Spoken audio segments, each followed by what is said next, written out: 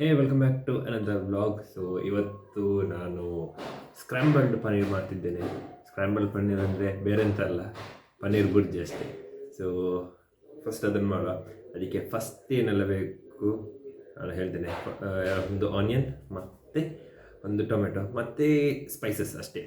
So onions ಎಲ್ಲಿ ಉಂಟು and tomatoes ಎಲ್ಲಿ ಉಂಟು, ನಾನು ಫಸ್ಟ್ ಚಾಪ್ ಮಾಡುವ.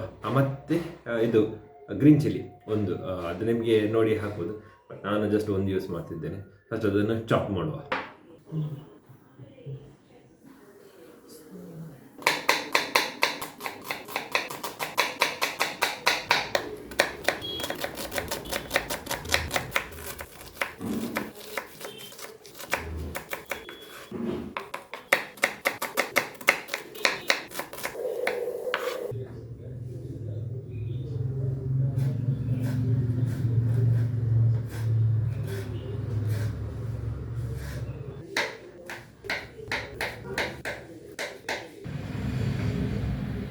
ಆನಿಯನ್, ಟೊಮೆಟೊ ಮತ್ತು ಗ್ರೀನ್ ಚಿಲ್ಲಿ ಚಾಪ್ಡ್ ಆಗಿದೆ. This is how it looks, chopped vegetables.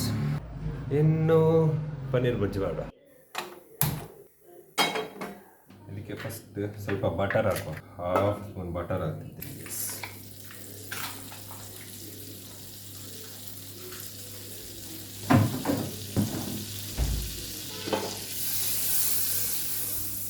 ಮತ್ತು ಸ್ವಲ್ಪ ಜೀರಿಗೆ ಹಾಕಿದ ನಂತರ ಆನಿಯನ್ಸ್ ಲೈಟ್ ಬ್ರೌನ್ ಇಷ್ಟ ಫ್ರೈ ಆಗೋ ತನಕ, ಬ್ರೌನ್ ಆಗೋ ತನಕ ಸ್ವಲ್ಪ ಫ್ರೈ ಮಾಡಬೇಕು. ನಾನು ಸ್ವಲ್ಪ ಜಾಸ್ತಿ ಫ್ರೈ ಮಾಡ್ತಿದ್ದೇನೆ. ರೀಸನ್ ಅಂತಂದರೆ ನನಗೆ ಅದು ಆನಿಯನ್ಸ್ ಎಲ್ಲ ಬೇಯಬೇಕು, ಆದ ಕಾರಣ ಸ್ವಲ್ಪ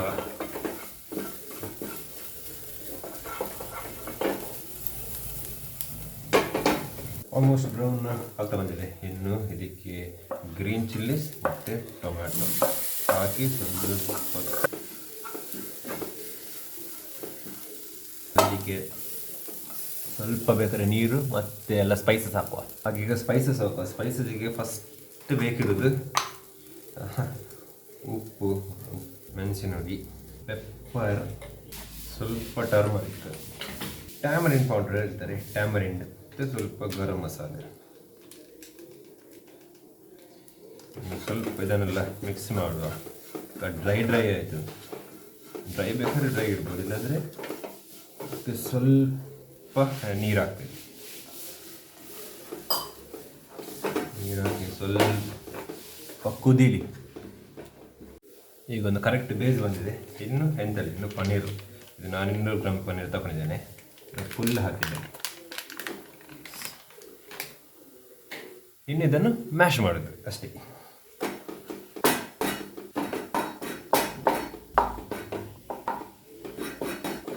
ಆದಷ್ಟು ಸಣ್ಣದು ಮಾಡಬೇಕು. ತುಂಬ ಸಣ್ಣದಲ್ಲ, ತುಂಬ ದೊಡ್ಡದಲ್ಲ, ಬಟ್ ಮ್ಯಾಶ್ ಒಂದು ಮೀಡಿಯಮ್ ಆಗುವಷ್ಟು ಮ್ಯಾಶ್ ಮಾಡಬೇಕು.